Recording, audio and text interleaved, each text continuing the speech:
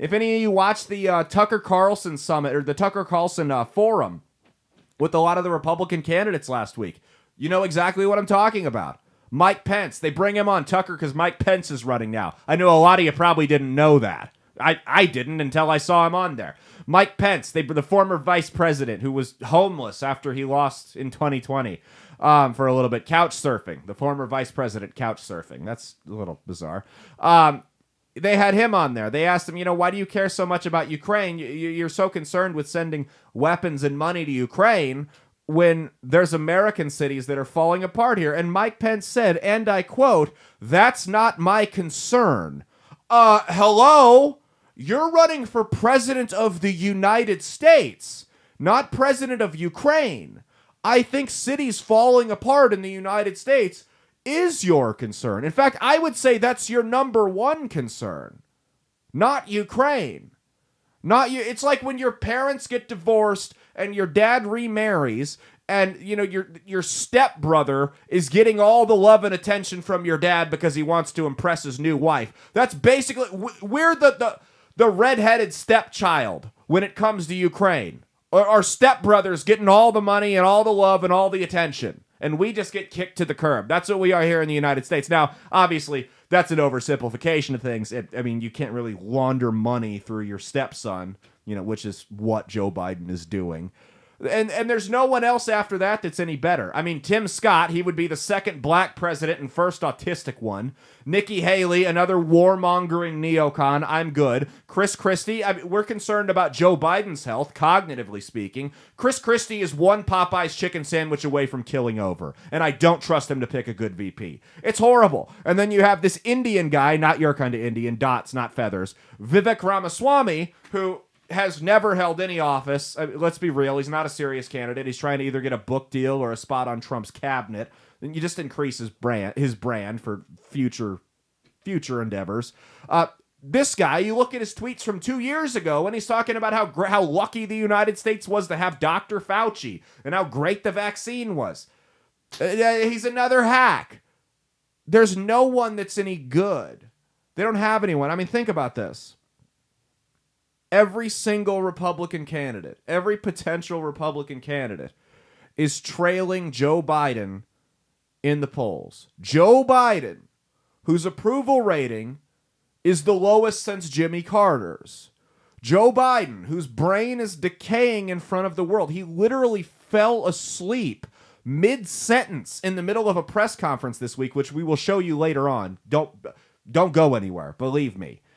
Joe Biden, who is sleepwalking us into war with a nuclear superpower in Russia, the closest we've ever been since the 1980s. A nuclear superpower with an absolute madman that may or may not have terminal cancer for a leader, that Joe Biden.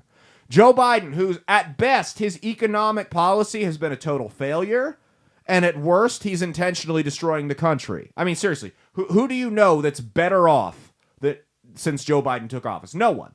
No one. They can sit there and they can tweet whatever propaganda. Like, they're literally, if you go look at the White House's Twitter account, it's Soviet Russia level propaganda at this point. It's embarrassing. It's an insult to me as a citizen and a taxpayer and a voter that they would think I would fall for this. And the only thing more disappointing than the fact they think people would fall for this is the fact there are lots of people out there who actually will fall for it, who can't do 2 seconds of research, even when it's right in front of them on community notes. Those people. Anyone telling you they are better off since Joe Biden took office is either a liar or a defense contractor. Seriously. Those are the only defense contractors are the only people rich, and I guess you could say like banks and pharmaceutical companies, sure. Those are the only ones richer since Biden took office. And his crackhead son. He's made a lot of money laundering it through Ukraine, They're losing to Joe Biden. The same Joe Biden who's labeled anyone who questions his agenda a domestic terrorist and enemy of the state. Joe Biden, the same Joe Biden who's on video not once, not twice, not 3 times, not 4, but close to a dozen times.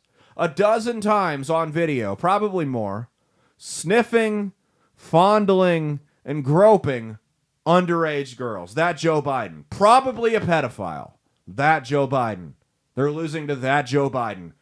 Any other point in history, If the nominee for a major party was on video, not rumors swirling, on video, documented evidence, not one time where you could write it off as though something was taken out of context. No. On video, sniffing, there was a video of him licking a baby that came out last week. Licking a baby. Go look it up on Twitter. It's disgusting. He's probably a pedophile. I can't say he is. Right.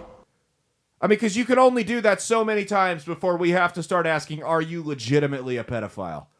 Because, I mean, how many times can you write that off? Everyone's had that weird encounter once in their life that probably got misinterpreted by the other person, but and the person probably thought you were a little creepy, like maybe you were looking towards something and you were looking over them, but they thought you were staring at them and they thought you were a creep. There's no one on earth, and there are plenty of people that have had more TV exposure than Joe Biden. Kim Kardashian, she hasn't been caught doing this, right? No one on earth, no one has been caught sniffing, groping, and inappropriate, well, I guess fondling. There's not really an appropriate way to fondle young girls. And fondling young girls as many times on camera as Joe Biden has. And he is still beating every single Republican in the polls. There is a serious problem. People don't want to vote for him. You can tell. Because he's getting about 10% more than his actual approval ratings show. People don't want to vote for Joe Biden. They are begging you, please give me someone different. Please give me someone who's not Joe Biden. I don't want to vote for this geriatric old fart. Please give me someone else. And they just keep screwing the pooch. The level of ineptitude displayed by the Republican candidates in 2024 and some of them, it's not their fault, right? Nikki Haley and Tim Scott can't help, and Chris Christie, they can't help the fact that they're boring. It is what it is, right? But people like Mike Pence, people like Ron DeSantis, people like Donald Trump that continue to kneecap themselves every single time they open their mouths, and every single decision they make is the wrong one in terms of from a campaign perspective. How? I say this about the Biden administration all the time, right? I say there's no way that people who have attained this level of power can be this ignorant. It has to be on purpose. I'm starting to wonder this about the Republican candidates. How many of these people are controlled opposition just to make the Republican Party look ignorant? I'm starting to wonder. How do you continuously... They gave you a gun with 6 rounds in it, and you fired every one of them into your foot. How do you do this? Are you really this ignorant? And I really think they are. I don't think it's controlled opposition. I want to make that clear. I'm being a little bit facetious there. I don't think they're actually controlled opposition. You look at the campaign strategies they've had over the last 4 to 6 years. You can tell. These people have no idea what they're doing. They have no idea what the voters want. They want celebrities like Herschel Walker and Dr. Oz, right? They don't want people that are actually electable. You don't have to compromise your values. You just can't put morons up. You can't run Lindsay Lohan and Dr. Phil next year and expect to win. Sorry, that's not going to work. I know that's a crazy concept to you, but you've actually got to have someone that knows what the hell they're doing and actually has some experience. Like Dr. Oz lost to a literal brain-dead zombie in John Fetterman. Literally brain dead. Stupid, ugly ogre. Guy cannot put a sentence together. He's worse than Biden. He's worse than Kamala Harris. And he lost to him. Why? Because people didn't like Dr. Oz because he's an unrelatable psychopath that doesn't even live in that state and may or may not drink children's blood to stay young. I don't know. Hey, thanks for watching. If you liked what you saw, be sure to click the link in the description to get the full episode on Rumble. If you prefer to listen along, you could actually get us on Spotify, Spreaker, and iHeartRadio. You can also go to www.outlawstreamers.com to learn more about not just my show, but tons of other great shows and all the exciting projects they have coming up. Follow my socials at Caleb Isn't Funny on Twitter and Instagram, at Caleb Salvatore Comedy on the Chinese Spy app that is TikTok, and be sure to like and subscribe to this YouTube channel. Thanks, and we'll see you every Saturday for brand new episodes of That's Based. Peace.